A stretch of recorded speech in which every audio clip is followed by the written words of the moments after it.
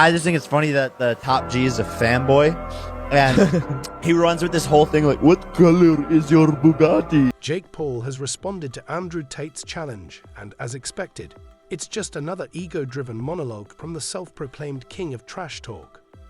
Classic Jake, loud, overconfident, and completely out of touch with reality.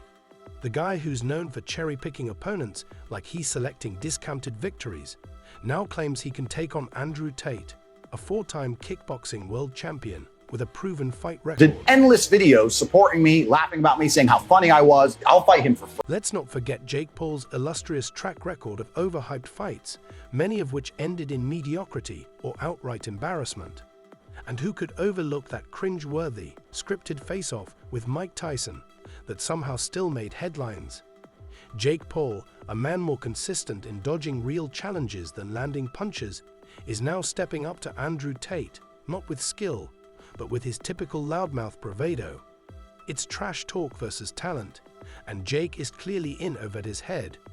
Sure, he's ready to back it up, but it's hard to see how. He's ready to back up. I don't think he ever gets into the ring and risks his alpha male appearance to fight me or Logan. Andrew Tate, you're scared to get in the ring with me. Just hearing the name Jake Paul sends a shiver down the spine of anyone who values integrity in sports, or, let's be honest, anyone who values their sanity. This self-proclaimed problem child has somehow convinced a significant portion of the internet that his glorified TikTok-level boxing career somehow qualifies him as a legitimate athlete. Now he's crossed paths with Andrew Tate, the internet's living embodiment of cigars, Bugattis, and outdated alpha male rants. It's a collision of two egos so inflated they probably need their own ZIP codes. Let's break down this spectacle. But what I'm saying is that Andrew, if my brother doesn't fuck you up, I will. And it has to go down. So Andrew Tate, the guy with 4 legitimate kickboxing world titles, decides to call out Jake Paul for a fight. And honestly, why wouldn't he?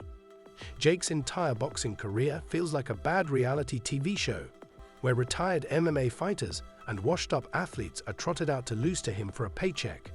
But here's the twist. Tate's got real combat credentials. We're talking 76 wins, not the kind of dollar store victory laps Jake's been running. And Tate didn't just call him out, he went straight for the jugular, questioning Jake's courage and mocking his pathetic attempts at staying relevant. Coming from a guy who built his empire preaching the gospel of Bugattis and Hustler University, that's saying something. Jake's response? Predictable. He runs to his podcast like a middle schooler running to Twitter after losing a dodgeball game. On BS with Jake Paul, which, let's face it, is probably the most accurate title he's ever come up with, Jake spends an entire episode posturing and puffing his chest. Andrew Tate, you're scared to get into the ring with one of us, Jake declares, dripping with irony. Jake calling anyone scared is comedy gold. This is the same guy who spent more time dodging Tommy Fury than actually training for a real fight. He's the human embodiment of the pot calling the kettle black, except the pot is also trying to sell you overpriced merch while yelling into a mic. But what I'm saying is that Andrew, if my brother doesn't fuck you up, I will. And it has to go down. Then there's Jake's theory on why Andrew Tate won't fight him. According to Jake, Tate is apparently worried about damaging his alpha male image. Really? That's rich coming from a guy whose entire shtick revolves around hand-picking opponents who either have no business boxing or are well past their prime. Jake's version of bravery is throwing punches at guys who should be enjoying retirement, not pretending to be the future of boxing. But hey, let's give Jake half a point for trying to sound like a reasonable adult for once. In between his self-congratulations and macho posturing, he did manage to agree with the idea that Andrew Tate shouldn't be banned from social media, saying free speech is important. A noble sentiment, right? Until you remember this is coming from a guy who weaponizes his platform to hurl insults at anyone who dares question his self-perceived greatness. Jake talking about free speech is like a used car salesman preaching honesty. It's hard to take seriously when their whole persona is built on manipulation. If you want to fight and you want to send a contract, send one to me. I will take a few weeks break from living my retired life to kick the living fuck out of a fucking goofy, fucking entitled dickhead like you. Then there's Jake's theory on why Andrew Tate won't fight him. According to Jake, Tate is apparently worried about damaging his alpha male image. Really? That's rich, coming from a guy whose whole act is about handpicking opponents who either don't belong in the ring or are long past their prime. Jake's idea of bravery is throwing punches at guys who should be enjoying their retirement, not pretending to be the future of boxing.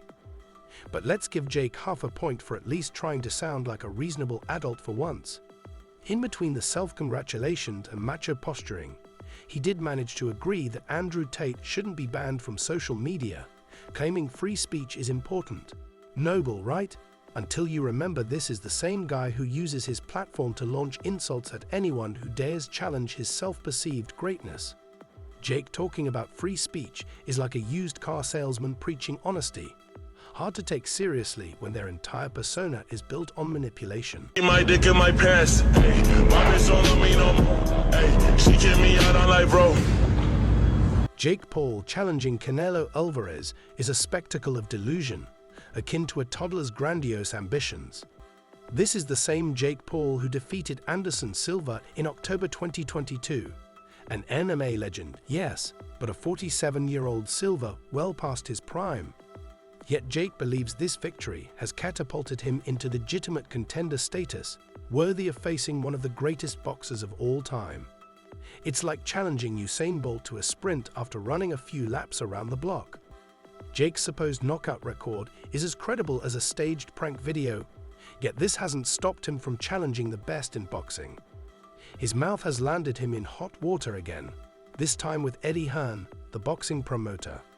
Jake accused Hearn's matchroom boxing of paying off judges to influence fight scores, effectively positioning himself as a whistleblower.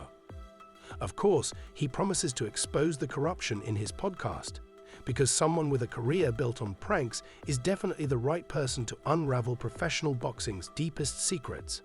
To top it off, Jake's ongoing feud with Tommy Fury is dragging on, with excuses like visa issues and injuries preventing their fight from happening.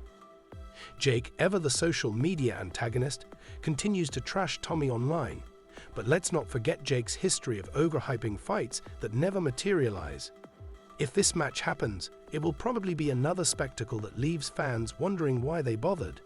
Then there's the wild card, Andrew Tate. A Paul versus Tate fight might actually be interesting. Tate brings legitimate combat experience with 76 kickboxing wins, unlike Jake's reality show opponents. Sure, Tate is polarizing, but he knows how to fight. Watching Jake step into the ring with him would be like watching a YouTube prankster challenge a Navy SEAL to a push-up contest, painful to watch, but impossible to turn away from.